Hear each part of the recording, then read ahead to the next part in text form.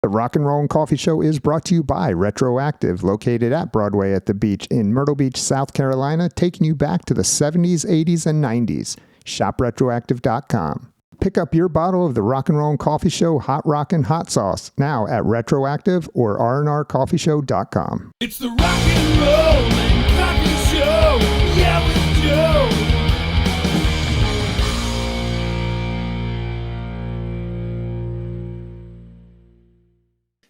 So growing up in Chicago, were you a big sports fan? I know that's a huge sports town.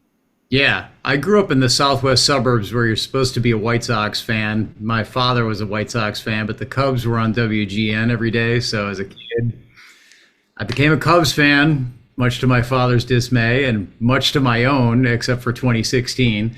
So Cubs fan, and really a lot. The Bears have been the one thing that have fallen off since I came to New York City. Just long story, but a lot of times I've been busy on Sundays, like playing 2 shows in the Broadway stuff of Rock of Ages, and I was in a show here when I first moved here called Love Janice, and so it tends to just be kind of a busy day. So, but of course the Bulls.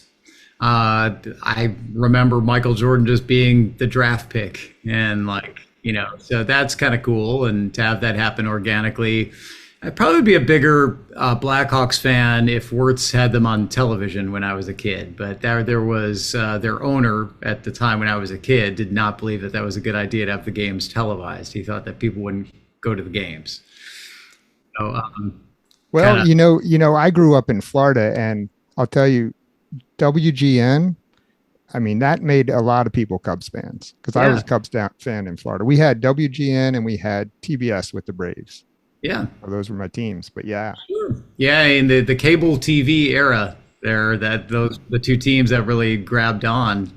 So I think there's a reason why the Cubs go around and you see they have so many fans. It's just like when they're the visiting team, it's not just merely like Midwest transplants, people that move from the area there, but it's actually people that watch them on GN and following them. Yeah. Well, I think they're about to get in the playoffs this year, right? Yeah, they have a wild card spot. So see how it goes. It's been a little bit of like one of those years that started out like it was going to be a magical year, and then it just kind of been idling at 500 at best really since then. It hasn't really felt very magical in quite some time. So I don't think it's the year, and in a lot of ways I kind of hope it's not, because I don't know. It just feels like if you're going to win it all, it needs to be a magical year. I mean, 2016, they did feel like a team that could win the World Series throughout that year. So that was the big hope. This kind of feels like they're crawling into the playoffs. And well, hey, once you get in, you never know. It's very true. With baseball, it's a funny thing, man. It's like whoever just happens to be hot right at that given time can walk away with the World Series. The way they have it set up now with the wild card round does make it harder. They would need to, it looks like they'll get the Padres in the first round, so they would need to win 2 of 3 there, and then they would play the Brewers, whoever would win that series, in a best of 5, I believe, and then it's best of 7 for the NLCS. So we'll see. Look at us. Look at those two music guys, and the people listen here are like, why are we talking about sports? Exactly. I know. Well, because you asked, and the Chicago people, I always tell people, my friends from New York, the first thing we talk is music, and maybe we'll touch base on a little bit of sports, but my Chicago friends to this day, the first thing is like, we got to talk sports, and then that's out of the way, and now we can talk about how's life. Yeah, exactly. Well, let's get into some of the music. Let's go back a little bit to when you started, because I was reading some stuff about you, catching up with you. And what I found interesting is your guy when you were young was Angus Young. And I find that interesting because you guys are like separate guitar players. Yeah. It's mainly like the Back in Black, hearing that. I mean, I wasn't even really listening to rock at the time. My parents are classical musicians, had me going on cello and piano when I was super young, and I was into sports. I was a pitcher, and it was quite good for a while there. And then right at the time when everybody started growing and I wasn't growing and I wasn't any longer like a great pitcher, I I just happened to, MTV was brand new, and see AC/DC on there, and was like, that guy right there, he's the coolest. I want to be like him. And went to my parents and asked for a guitar. So, you know, the initial inspiration thing, I think just the stage presence and like the energy and everything that he had was something that appealed to me in a game-changing kind of way, a life-changing kind of way, really. And Back in Black, I mean, to this day, dude, I mean, that's like one of the best hard rock albums of all time. So, I mean, if there was a good way to like get into it, I chose wisely, I think, as a kid. I mean, it was, there's no regret looking back on what album made me want to start playing guitar. Right. So in Chicago, how was the scene when you started playing? It was cool. I kind of struggled to get like a full band together when I was about 13, 14. Then 15, I joined my first band. We'd play all ages shows, and we had a good scene. I see you have Disturbed in the background there. Those guys were part of the local scene, especially Dan Donegan.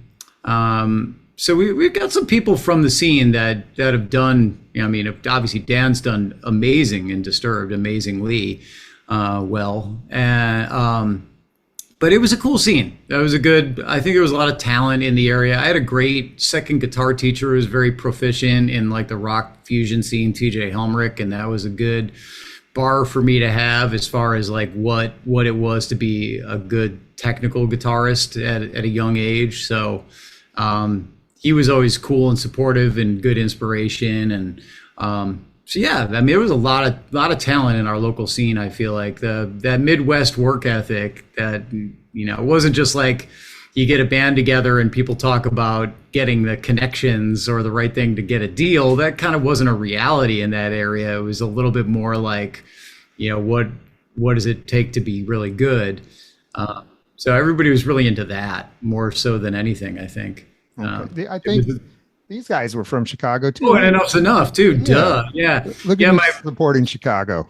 Sorry, I somehow missed my very first band. Oddly enough, the drummer was friends with Chip, and this is when, I mean, Enuff Z Nuff was huge, and Chip would come to our shows when back then. So I kind of had a late growth spurt. When I talk about me being 15, you need to picture me being like about 5'5" when I was in the band. Like, I mean, I was just this little kid, but it was cool. Chip would come to the shows, and we talk about that to this day when I see him. And like, that was so cool of him, and like that meant a lot to us when we were younger. You know, just like having a rock star at your gig. And so anyway, Chip's a great guy. He had me play a couple songs on one of his solo albums a few years ago, and yeah, he's a great guy. He's awesome. That's where like all this stuff is autograph stuff. So this poster here was when I don't even know how old I was, maybe 15, 16. Enuff Z Nuff was opening for Badlands. Oh, okay. It was on their first tour, and on our way to the show, we passed a hotel that had a tour bus out front. So we're like, hell yeah, we're going by there after the show. And it was Enuff Z Nuff. So we hung out with them, Chip and Donnie and Vicky, and Derek was in the band at the time. And they invited us on the bus, gave us these posters, signed them. Great That's guys. Amazing. Well, so our drummer was out of Blue Island, and which is the same suburb that Enuff Z Nuff was based out of. So, I mean, it was like down to the suburb. Yeah, I mean, I grew up in Orland Park. There were several musicians that went on to do things from the area. But yeah, Enuff Z Nuff, I failed to see that. But Chip, certainly a great guy, man. And I always have a warm spot in my heart for him, man, for doing that when we were kids. Yeah. Didn't you play on one of his albums or? Yeah, just a few years ago, played on, one of his solo records. So that was cool. Yeah, I mean, we're friends. We don't keep in like regular touch, but we're every time we see each other, like, hey, dude, you know, there's definitely a brotherhood amongst the Chicago people, I think. Awesome. So when you were coming up, I mean, you did a lot of networking, I believe, in Chicago, right? With the Jim Peterik thing. And is that kind of what started your career? Yeah, I mean, more often than not, I credit Jim with that because those that don't know Jim, he had founded Ides of March when he was just a kid, basically, and wrote Vehicle. I think he was like 18 or 19 or something when he wrote that song. And And then went on to found Survivor, and of course wrote all those songs and co-wrote a lot of the hits with 38 Special, Hold On Loosely, Caught Up in You, and Heavy Metal with Sammy Hagar. So he's been a prolific writer for a really long time. And Jim had just kind of departed Survivor and had started something called World Stage. So I had, at that point in time, kind of graduated up to a good local band, playing with Cathy Richardson, who sings for Jefferson Starship these days. She's an amazing vocalist and a great musician and great person, great friend. But I think because I was in her band, Jim, like I had enough respect from Jim to say, hey, do you want to come in and record a couple things? And then he asked me to be in the house band for World Stage. And those are essentially like annual events. But we were the house band more or less, and Jim would have guests come out. And that allowed me, even just as at the time a local Chicago musician, to play with a very long list of internationally known people, like, you know, Kevin Cronin from REO Speedwagon, Don Barnes from 38 Special, Kip Winger, Rick Emmett from Triumph, Alan Parsons. It's a very long list. And then one of those people that was there every year was Kelly Kagi, the drummer from Night Ranger. So you can see where that all kind of came from. So really, if it wasn't for Jim, that never would have happened. Like the whole Night Ranger thing never would have taken place, and I probably wouldn't have ended up in Whitesnake and all the other things that have happened. So it's funny how that happens. If you think about it. And I mean, in a lot of ways, you could credit Cathy too, because I mean, joining her band locally was really what. It's funny how these things all kind of lead to other things. You can never really foresee where it's going to go. You just kind of keep going. But yeah, I definitely have deep ties to Chicago. Like that's something that I was still doing. So Cathy Richardson had gotten the role as Janis Joplin in a show called Love Janis. And she had a very short run with that in Chicago, and I was not in the band. That show ran a couple months, and then it was scheduled to come to New York. And so at that point in time, I got myself in the band. I'm sort of leaving some stuff out here, but I got in the band for the New York run. And I expected that it was going to run 2 months, just like it did in Chicago. Well, it ran basically like 2 years here. So I came out here to do that show. And during that time, Jim was still having the World Stage show. So I would learn it, get it all together in New York, and get off the plane with no rehearsal and go play the show. And that, I think, is really that in itself is kind of what led to the Night Ranger thing in a lot of ways. At the time, my first show with them was filling in for Reb Beach. Reb Beach was playing in the time between Jeff Watson and myself for like a year, and he needed to go back to Whitesnake. Small scene, huh? But as it turned out, Kelly said Reb needed to miss a show, and he said to those guys, man, this guy gets off the plane. He knows like 36 songs for these World Stage shows. We won't even have to rehearse this guy. We'll just show up to the gig and he'll know how to play all our stuff if we give him a recording. And so it's all of those things kind of combined that led to that. How much time did they give you to learn the tunes? I think with that first fill-in show, it was like, it wasn't that long. It was like roughly 2 weeks, maybe a little under, something like that. And that was right when they had released a new album. And so there was a lot of new material. And I almost had a heart attack when I was like trying to learn both harmony parts to solos, because I didn't know what part I was going to be playing off of the record. And then when I got a board tape, they were in Japan with Reb.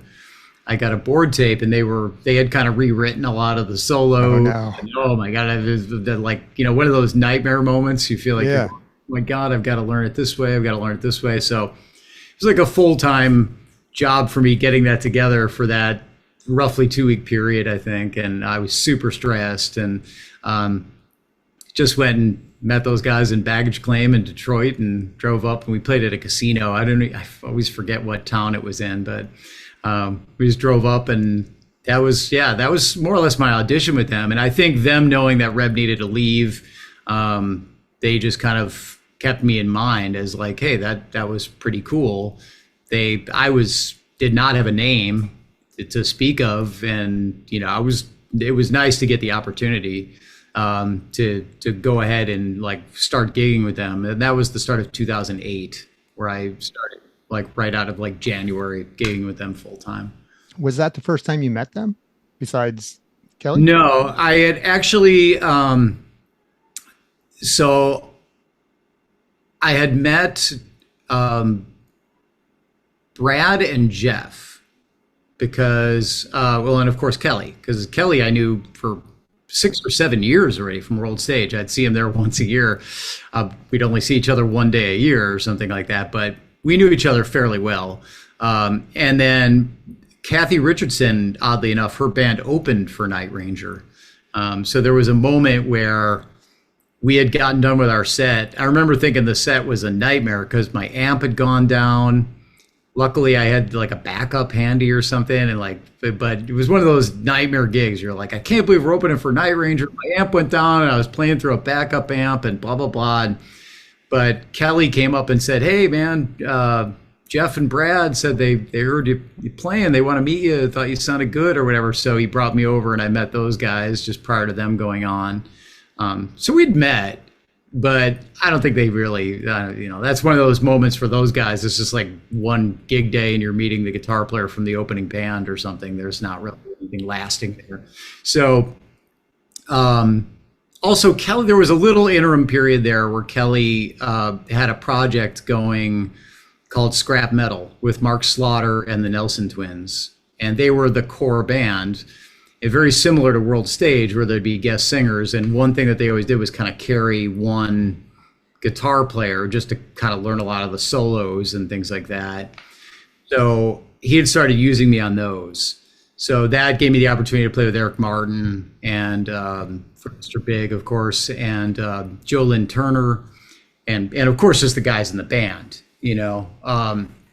So that was one where it was sort of like the core band were all rock star guys, and I was just the no-name guy up there playing the solos. And that was very helpful. So through that, Jack came up. We played Melodic Rock Fest, Scrap Metal, and Jack Blades came up for that. And that was putting me more on radar. And then I think joining Night Ranger definitely put me more on radar for people to be like, oh, okay, this guy's playing with them. So you were with them for quite a while, right? 7 years. Yeah, that's a pretty good run. 2008 through 14. Yeah, I mean, we had a lot of experiences together, played a lot of shows. 2011 being a real standout, like the first album I did with them somewhere in California, and we went on tour with Foreigner and Journey. Mega run. That was, even Kansas was on the bill for some of those. In Europe, we did Europe, and then huge run in the US. Journey was just at that point in time like setting venue records for attendance at like all these amphitheaters. I mean, the lawns were just packed all the way to the back and everything. So and that just happened to be the same tour then that Mick Jones went down, and I ended up going in for him. So there was a period on that tour where I was playing with Night Ranger, and then I'd go on with Foreigner immediately. The same show. The same show. Yeah. And you don't get the songs mixed up. No, I mean, you remember them all. That's probably the hardest part. I didn't have a lot of time to get it together. I had one day to get the set together, and I was definitely very panicked. And I'm sure. Then we had played Jones Beach out here, and their manager, Phil Carson, who's a great guy, legend and wonderful guy, dear friend.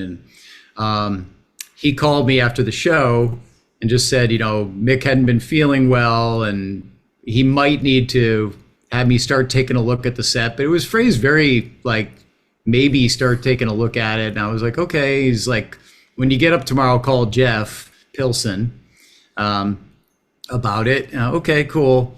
And I was in no rush because it sounded very chill. Right. I think I called Jeff at something like 1 or 2 in the afternoon, something like that.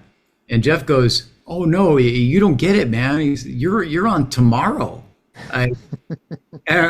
Dude, get me a board tape now, now, because I need to start like immediately. And so I was supposed to play. The reason I was home, we had obviously played a New York area gig, but I was also supposed to play Rock of Ages that night. So I had to find a sub, cancel, work on the Foreigner set the whole night, and the next morning was like a typical me move of like play the gig the night before and fly at 6 a.m. to Virginia Beach where the tour was going to resume.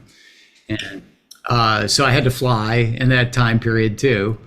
It was like, shed it till all hours, basically don't sleep, get on the plane. Is that set list like on repeat for you, that whole 24 hours? I was just doing like the practice it and then go rest my brain for 5 minutes. They say that's the way it processes best. So like, run it for an hour, hour and a half, something like that. Take 5 minutes and just like lie there and let my brain relax, breathe, get back on it. And I just did that through that 24-hour period, basically.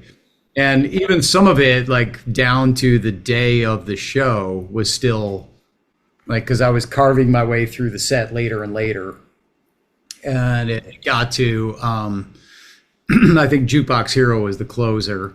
And that was like still, like even when I got to Virginia Beach, I'm like, I'm still working out a couple of the things in that. And it was like, but in the next couple hours, like I'll have it together. But probably the worst part of that was going on actually with Night Ranger prior to it, knowing like, man, as soon as this is done, and nobody in the crowd knew at the time, it was like, man, I got to come right back out here with those guys. And I just learned this set like yesterday, like, so it was scary. And it was kind of a big deal, like, that Mick wasn't there. And this is when Mick was still there every show. There was no like, Mick isn't there.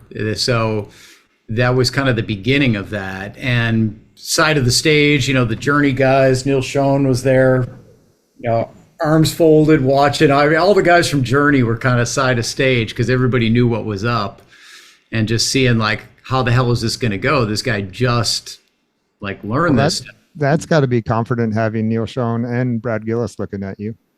Yeah, I mean, at the time, it went well.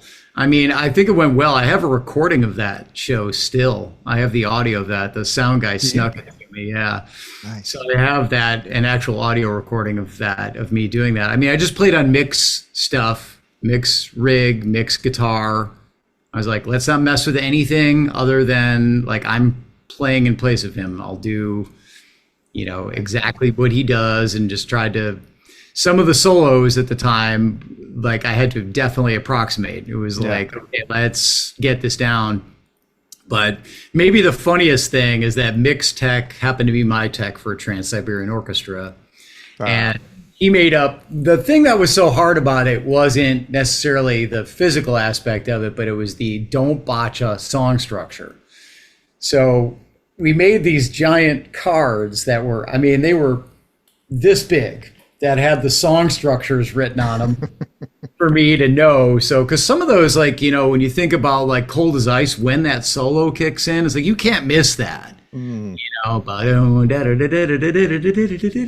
like, if I miss that, people would be like, boo, you suck, So I had all the song structures, and after every song, Chris would come out, and because we were worried they'd all blow away, we had them all Velcroed together. So you'd see Chris come walking out after one song and go and rip up this poster board and go walking off the stage, and I would look at the song for him for the next one. That's great. It was just one that I was glad to survive. That was definitely hanging up for dear life. And immense pressure. I mean, I think there was 18,000 people in the crowd, so it wasn't like, just a small gig. It was a huge gig. Right. Yeah. And then, so you did your run with Night Ranger, but then you left for Whitesnake. Was that a tough decision for you? Yeah, I mean, I had great times with Night Ranger. I just thought the Whitesnake opportunity sounded really cool. I was like, there's an opportunity to work with David Coverdale and Tommy Aldridge and Reb Beach again, who I already kind of knew from my time with Night Ranger. And obviously we'd been on bills together, Winger and Night Ranger. So I also thought like the 7 years with them was a whole lot of kind of playing the U.S. I, at the time, also had Broadway's Rock of Ages, or not Broadway, the show Rock of Ages in New York City, and Trans-Siberian Orchestra, which I do the Eastern U.S. A lot of Northeast when you're in the East Band. So I looked at Whitesnake and I'm like, there's a band that tours UK, Europe, Australia, South America. It's an opportunity to kind of branch out a bit, and also just a great catalog of songs. Yeah. There's to this day, I mean, doing that greatest hits tour in 2016, that's got to be the best set I've ever played. I mean, every single song was like a yes. Yeah. I love this song. So it was a great set. I mean, it was definitely not from being unhappy in Night Ranger. It was more of an opportunity. I viewed it like to join Whitesnake. How did you get that offer? I mean, a lot of that was like just the early bird gets the worm. Oddly enough, I mean, Doug Aldrich and I had kind of made a friendship. I was about to become a dad, and Doug had a son, and I was about to have my first son. So when we were talking to like a Seymour Duncan party, I think, and he just said, here, I'll give you my number. He's like, let's not talk guitar though. Let's talk kids. And I'm like, okay, cool. So periodically Doug and I would just exchange texts about being dads and how that was going. And he was really cool about that, by the way. He was really supportive, and it's terrifying when you're a musician, you're going to become a father. And so I just happened to have one of those exchanges with him the night before, and he didn't tell me what was happening before it was online that he was leaving the band. He just said, there's big news coming, making some changes, but I didn't press him. We weren't really talking guitar, so I kind of honored that and just was like, I'm not going to bother him and be like, what's the deal? But the next day I saw that he was leaving the band, and I thought, that could be cool. Maybe I should reach out to Reb. And so I reached out to Reb, and I was just kind of on it, sent a lot of emails off to people just got contacts about trying to get an audition like right away. And I was the first person to audition. And as it turns out, in that particular scenario, that worked to my advantage, I think. At first I didn't hear anything. I just gave Reb, in retrospect, what I should have done was make a video of me playing Whitesnake stuff for David, but I just kind of passed on like Night Ranger video links and video links of other stuff that I had done, and went like, well, that's got to be enough to get me an audition, which was all I was really looking for. I wasn't thinking like, I'll surely get the gig. I just thought like, I'd like to audition. And I don't think I was going to get an audition based on that. I think he took a look at that and just went like, I don't know, like whatever. But then Phil Carson, who I mentioned, manages Foreigner and managed Dee Snider. So Phil did me a solid. I thought, who would know David Coverdale? And I know they're both Brits. So I thought Phil probably knows David. And he did, and quite well, and sent him an email saying, I suggest, that you take a look at this guy. He learned our set in a day and went on and helped us out. And so that really is what got me the audition. Mm-hmm. And at that point in time, David had me out, and it just went really well. I mean, we talked for a while and just had a conversation, saw how we got along, and we got along from day one really, really well. Really like David to this day. I mean, awesome guy, awesome boss. And he suggested we go down, and they put up some of what became the Purple album, Lady Double Dealer specifically, and wanted me to play a solo on it.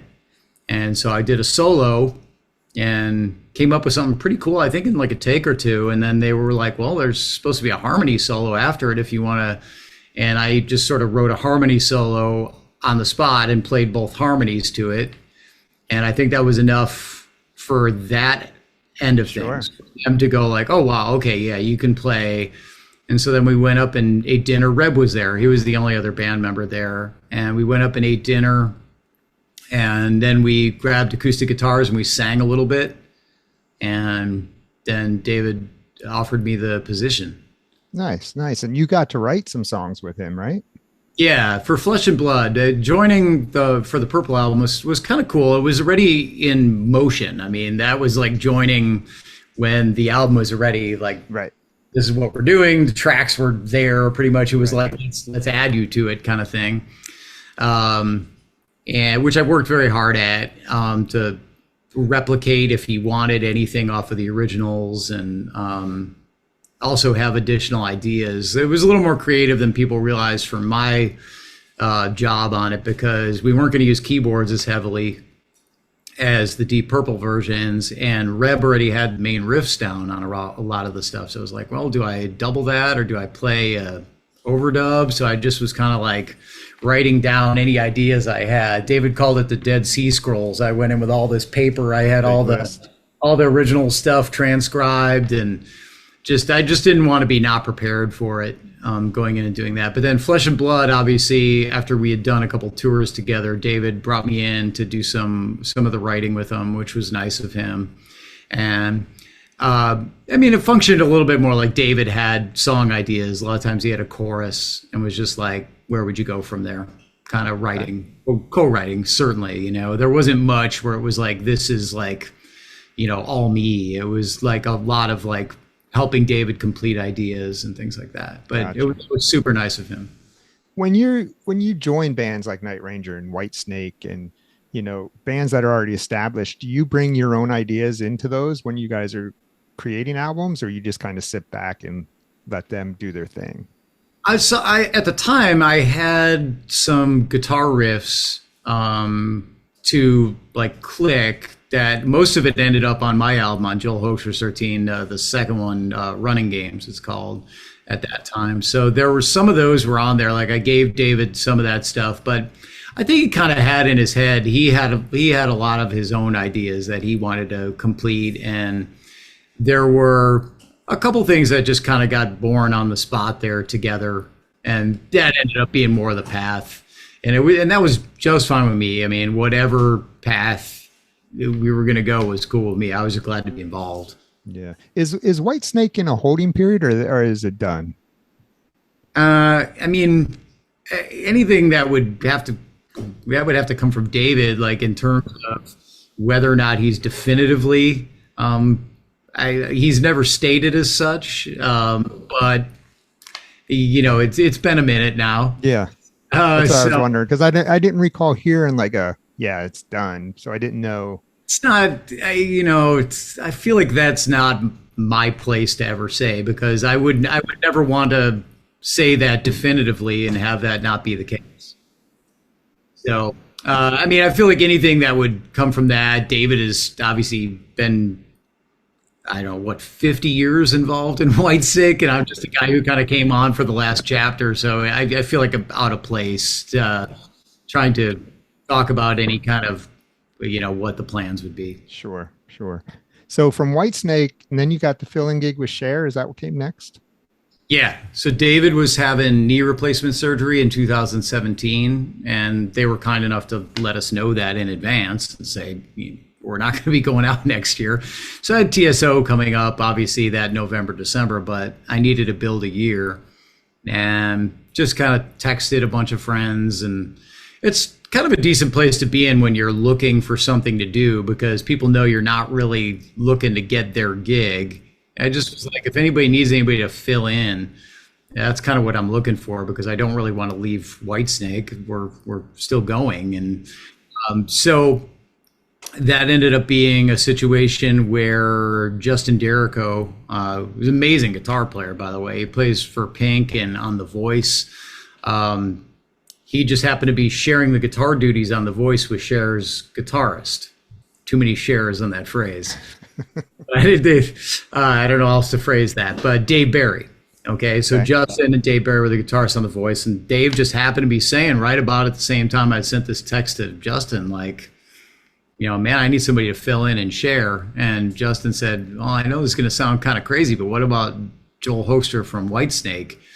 And I had done enough kind of styles over the years, different playing, like, you know, I've done anywhere from playing in the pit stuff on Broadway. Mm-hmm. You really have to emulate somebody like exactly, like no, there's no like do your own thing with that, or like, so I just kind of reassured Dave, if I go in and sub, I'll just learn it exactly like you. Don't worry. Like, grateful to have that opportunity. And that's usually what people want in a situation like that, because you're just a small part of a big machine when you go in on something like that. The last thing they want is to know we're holding up the process for all these other professionals that are at the top of their field because, you know, some guy wants to play it differently or is playing it differently. So I just played it down very, very close to what Dave was doing. And as it turned out, then Justin had to go on a promo tour with Pink that year, and Dave kind of took on, more of the guitar role at The Voice. They really needed him there. And so what was supposed to be just a few shows really ended up turning into a few years. And that got complicated because I was saying at the time, well, I'm flattered that she wants to offer me the position, but there's the distinct possibility that Whitesnake is going to heat back up in 2018 and certainly 19. And I also have Trans-Siberian Orchestra that is a priority for me in November, December. That's something I've been with now since 2010. And it's just very, it's an amazing gig to have. It kind of played out like I thought. It was like, it started out no problem because 2017 was like wide open until TSO. And then come 2019, I think I probably only made half of her shows, which is awful. It feels awful when you have gigs that you really value and are so glad to be there, but you can't, barring cloning yourself, there's no way to pull that off. So I'm sure, though, someone like Cher, I mean, she's got to understand that, right? No hard feelings. Yeah, no, she was way cool about it. Yeah. I mean, she was letting me come in the moment I was available. I think they hung on for a long time with it. And then really, COVID hit. That changed everything in 2020. So kind of more or less just was not in touch with them for a while. And then just recently heard from her camp about doing her Rock and Roll Hall of Fame induction. And then I did the SNL 50 homecoming concert with her. So much later after my time of doing it a lot. So yeah, kind of fun to see everybody again. So during all that, like you mentioned, you were in TSO at the time. So back up a little bit to the TSO experience. How did you land that gig? Yeah, that was something where Alex Skolnick had been doing the position I'm in the East Band for, a while. I don't know exactly how long Alex was there, 10, 12 years. Something like that. It was a while. But he needed to take a year off. His heart was really with his jazz trio, and they had a tour booked, and they were looking for a guitar player. So two guys in the band recommended me. I mean, even though TSO is a massive operation, it was kind of just like joining a normal band in a lot of ways. The people in the band suggested me. I auditioned with Al Petrelli, the music director, and that went well, I thought. I had very little notice on it. It was kind of awkward. I remember at SIR playing some of the stuff, and there was no one playing with me. There was no band, nothing, and no audience. And I was just kind of on a little, on the little performance stage at SIR, and I just, couldn't be into it, throw shapes and be all, heavy metaled out, like stage presence out. Yeah. And I think the initial take was that that I could play well, but I didn't have any stage presence, was kind of the take. And that ended up working out in that, shortly thereafter, Rock of Ages ended up being on America's Got Talent as the music guest. And Dee Snider came out and sang with us for that. And for that, I was obviously hamming it up and doing all the stage stuff. And so I remember sending that to the talent coordinator long after I thought it was dead, because I had auditioned, I hadn't heard anything. And I thought, I remember writing the email and debating about whether or not I should send it. You hate feeling like you're nagging people. If you don't hear from me, I thought, well, maybe this helps. So I sent the link to the performance, and then she said, no, I think actually that's going to help a lot. She didn't really say why at the time, but now I know why, because years later down the road, you learn all these things about what was happening. So what do they expect you to do, though? I mean, what were you? I agree with you. However, you never can tell with these things. So like I said, there's always hindsight's always 2020. It's always true. Like my initial thing with Whitesnake, I should have recorded myself playing Whitesnake stuff for David and sent that to him, and sent the other videos as secondary things, and say playing with Night Ranger. And but yeah, I ended up getting my second audition, which was partially Al Petrelli and I just hanging out playing, waiting for Paul O'Neill, the founder of TSO, and that was down in Tampa. And that went really well.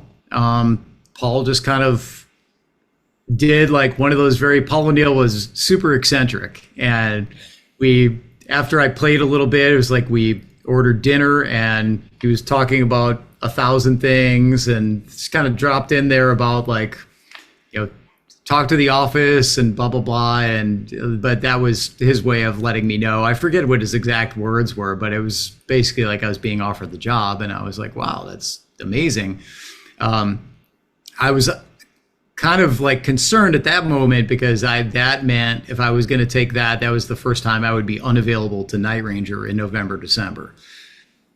So that was like that was like the scary side of it, was like, well, am I overloading myself here? I got this Broadway show.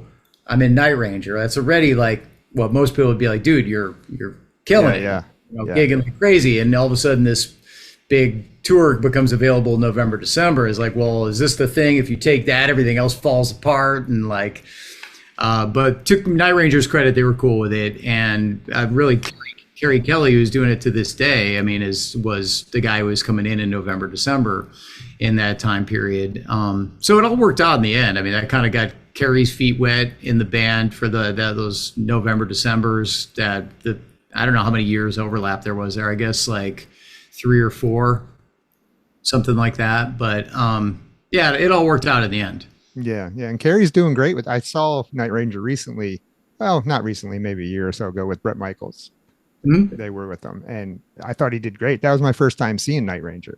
Yeah, I was blown away. Kerry's a great guy, and has been doing well. And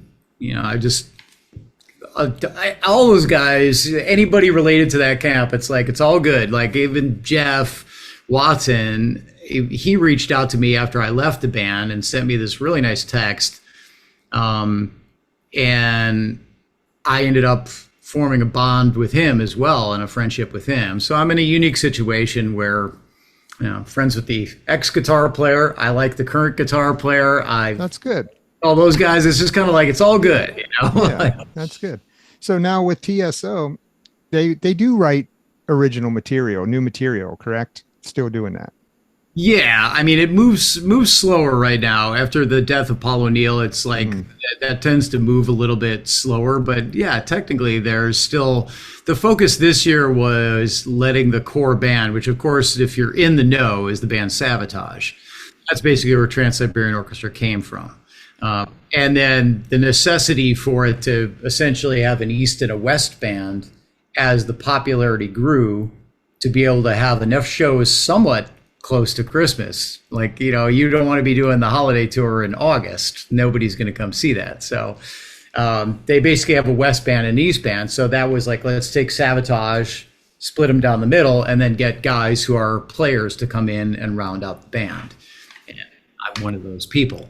So you come in, I guess I liken it to like, a mafia situation where the Sabotage guys are like made men. Like they're really the band. And then we're definitely very attached to it and like have our hearts and souls in it. I've been doing it for, going on 15 years here. So we're very like, those guys are my dear friends, Chris and Jeff, and been touring with them for a very long time now. So, but, essentially you're like, okay, I know my place in the pecking order, like as far as the way it goes in there.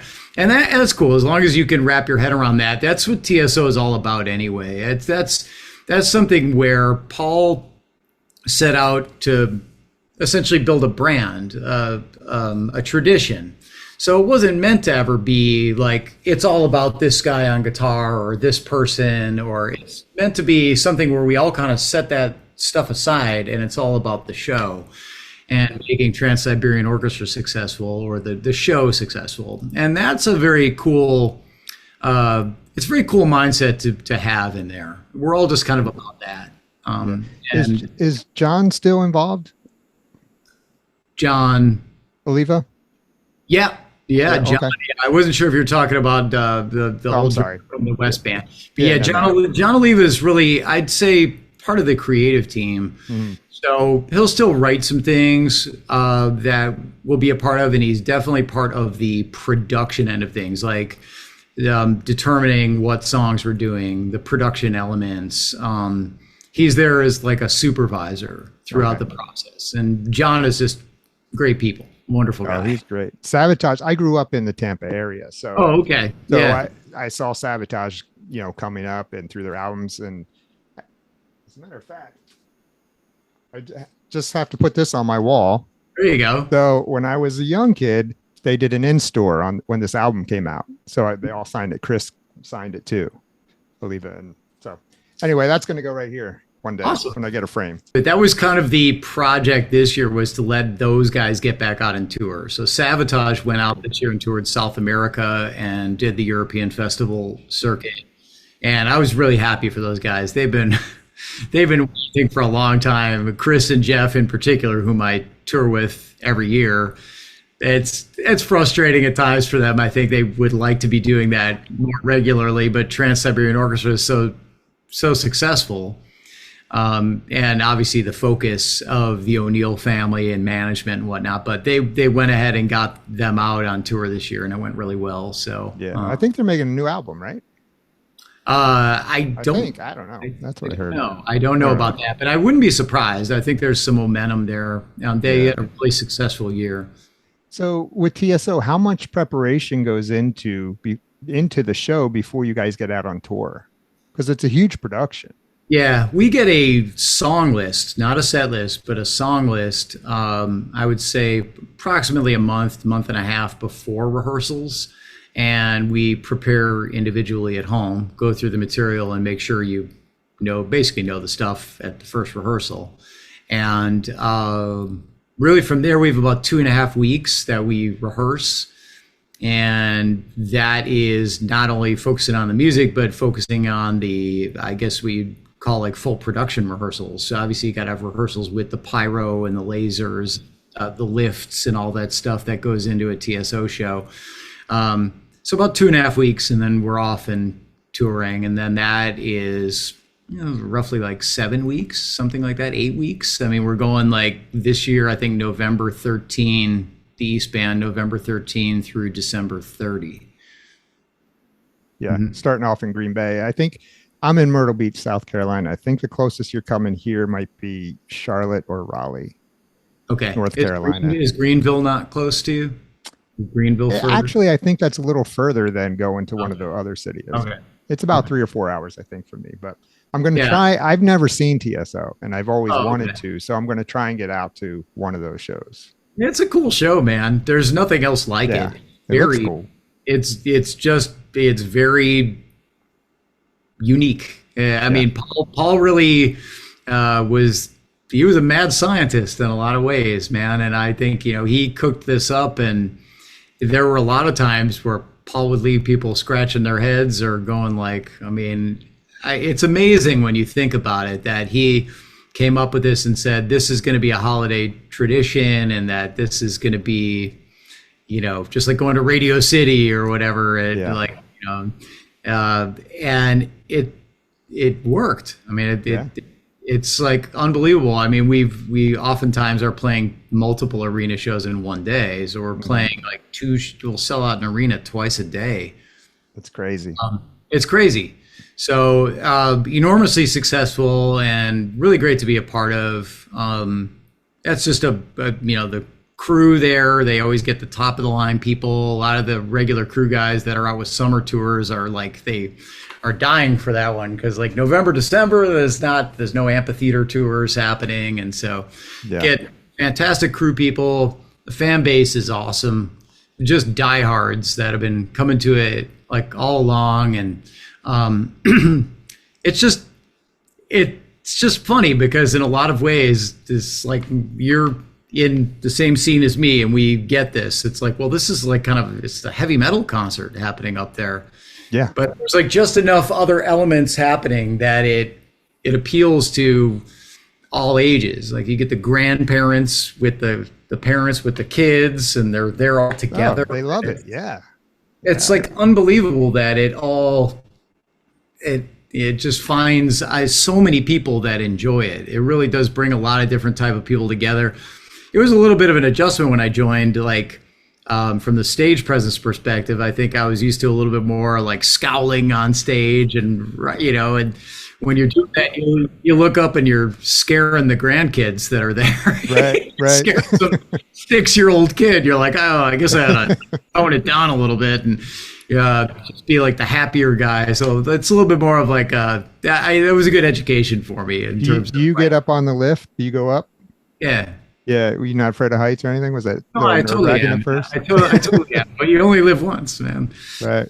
First time you did it though and had to play, was that like terrified? Yeah. Still am, man. Like as the tour goes on, you have a way of getting numb to it a bit. Mm-hmm. Here we go. Like I go here, I stand here for that, and up we go. Okay, but no, terrified. Like absolutely terrified. Like gotcha. But as I said, wouldn't that be something that you look back on and go like, man, I had the opportunity to do that and I didn't do it. So totally. Totally. You have to do those things when they present themselves to you. I feel like that's like a definite yes. You say yes. Yes. So you have so much stuff that you've been doing. I can't even get into all of it, but I did want to touch on your Hoekstra Gibbs acoustic act, because that's pretty cool too, to see you guys playing acoustic gigs. Yeah. Now you guys are still doing that, correct? Yeah, that's something we've had a lighter year this year because Brandon was working with Ricky Rocket with his band Rocket Mafia quite a bit this year. But that's something that I just we struck up a friendship on the Monsters of Rock cruise. He said, sometimes I do these gigs. I had a second guitar player. Would you ever be into it? And I just started doing it whenever I had a hole in my schedule. And a lot of that was during the time of Whitesnake and TSO and the whole thing. But if there was downtime in there, if there was a month off or something, I'd be out playing a show with him. And for me, that was great because it was like, all right, we're used to doing these big shows where you can't really say hi to people. And now you can go play this show for whatever, 100 people. And the people that are there are the people that really care about what it is you're doing. And so that gives you an opportunity to say hi, take pictures, talk to everybody. Still kind of remains that way. I mean, Brandon and I, that's pretty much how we roll. Like every single gig is pretty much like make sure we take pictures with everybody, say hi to everybody. Very cool. Yeah, it's just casual. And Brandon's a great guy. No crew, no band, 2 guys. We just route these gigs. And that's something that we just looked at as fun. And it ended up, I guess, growing some legs. I mean, we've toured the UK a couple times. We toured Europe. That's like something that I don't think either one of us was. And that was successful, those tours? Yeah, I mean, we did well. Okay. I mean, like especially the UK. I mean, I was surprised like at our draw over there.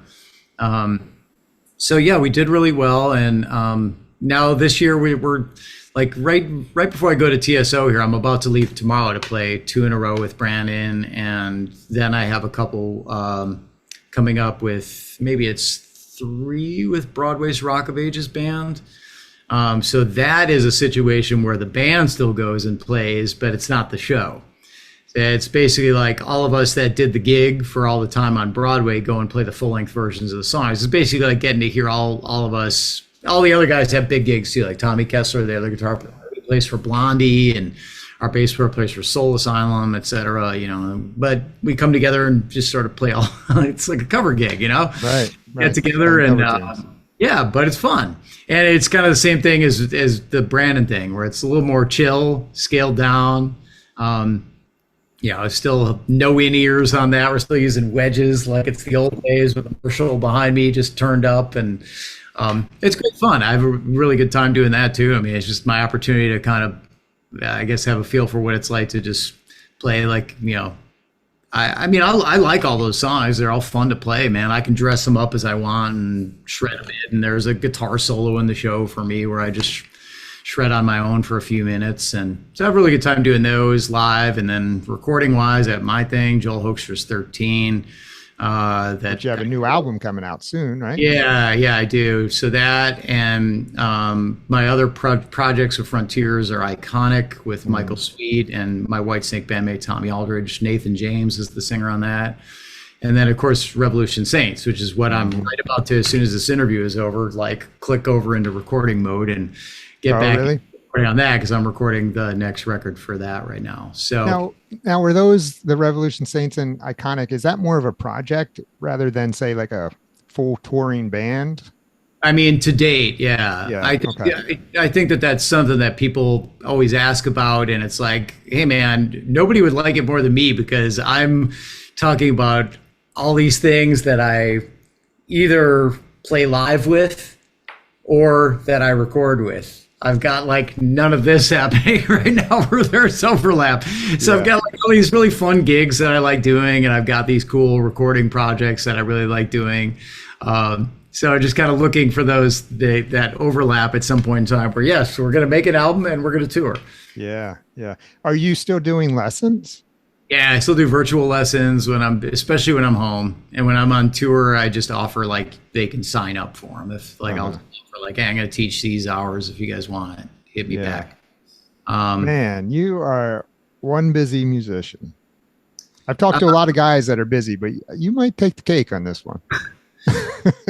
I mean, I've always been a believer in work creates work. You can see the examples of anything I ever talk about here came from doing other work, and like how it rolled into this and how this work led to that. So I don't know. I mean, I stay busy with it, and some of that is just out of, being like workmanlike, just having like a decent work ethic about it all and wanting to make a living. But a lot of it comes from wanting to be a good guitar player too, like keep getting better, and you can't expect to do that if you're just sitting around not playing. So the more I do, I feel like the more musical I get with guitar, if that makes sense. It's not necessarily like wilder chops or anything like that, especially by today's standards. You scroll through Instagram and whatnot and, scare the daylights out of everybody. But it's, for me, I just feel like I become a better musician the more time I spend with it.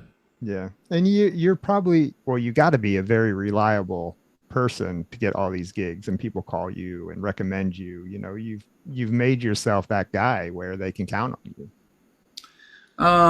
Yeah, I mean, I guess I'm responsible. I do my homework really hard whenever I have something that I'm about to go do, like going into the gig coming up with Brandon. That's been part of my daily schedule. Okay, run the set.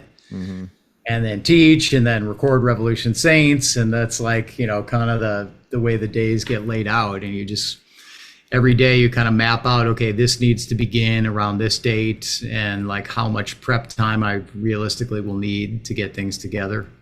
Well, listen, man, I appreciate you taking time with me tonight. I know you, like we just said, you're a busy guy, but you made the time to do this. So I appreciate it. Yeah, my pleasure, dude. Thank you. All right, buddy. Listen, you have a great tour. Hopefully I'll see you out there on the TSO tour. Hopefully I can get there, and it'll be a good show. Can't wait. Yeah, cool. Let me know. Hit me up. Send me an email if you're going to make it out. Definitely. Okay, cool, Joel.